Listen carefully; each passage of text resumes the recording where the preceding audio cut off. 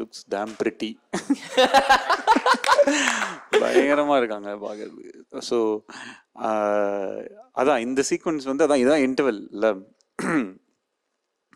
So எப்படி சொல்லு, இது நான் எழுதி வச்சுட்டு நரேட் பண்ணும்போது எவ்ரி டைம் நான் நரேட் பண்ணும்போது இதே பாஸோட நரேட் பண்ணுவேன் இந்த சீக்வன்ஸ்லாம்.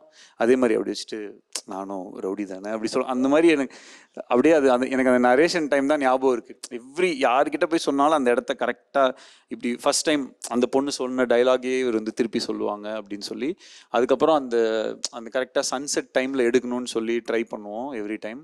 ஸோ அந்த சீனோட ஃப்ளோவில் போயிட்டு இந்த சைட் ஷார்ட் வைக்கும்போது 2 பேருக்கு நடுவில் அந்த சன்செட் ஆனால் நல்லாயிருக்கும்னு ஒரு ஃபீல் பண்ணுறோம். அதனால் அது 3 தடவை 4 தடவை எடுக்க வேண்டியதாயிடுச்சு. ஏன்னா எவ்ரி டைம் அந்த சீக்வன்ஸ் எடுக்கும்போது அந்த பாயிண்ட்டுக்கு வரும்போது சன் வராது, இல்லை வேற எங்கேனாச்சும் போயிடும், அந்த டைமிங் கொஞ்சம் ஃபாஸ்டா இருக்கும், முன்ன பின்ன ஆயிடும், இருட்டாயிடும், அந்த மாதிரி ஆயிடும். ஸோ அதுக்கப்புறம் ஒரு வாட்டி எடுத்தேன், 2வது வாட்டி திருப்பியும் ட்ரை பண்ணேன்.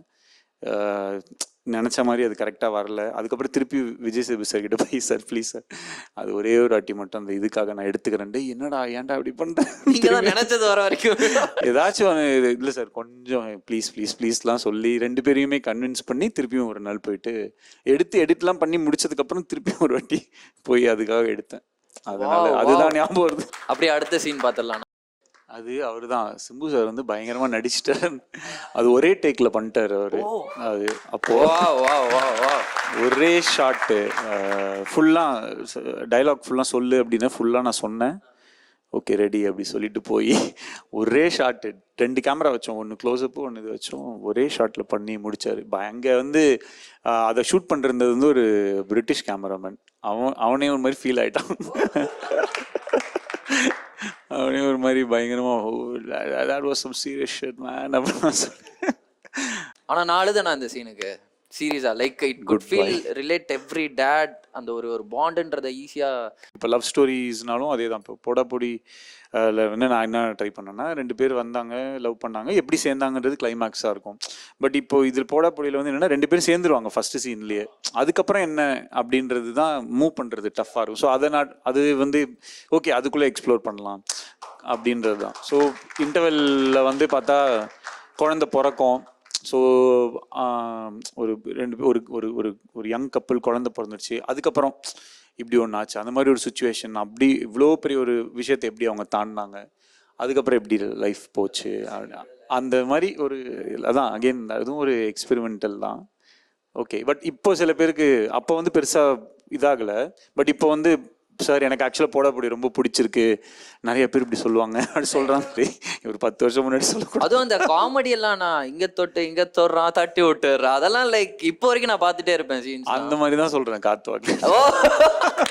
ஸோ 25 டைம் ஆகும் நம்ம படம் ஹிட் ஆகிறதுக்கு டைம் ஆகும். அது அவனே ஏதோ ஒன்று அந்த இதை நாங்கள் ஆக்சுவலாக டிஸ்கஸ் பண்ணி தான் ரெடி பண்ணோம். இந்த லெவலுக்கு டீப்பாக வந்து என்னால் தனியாக.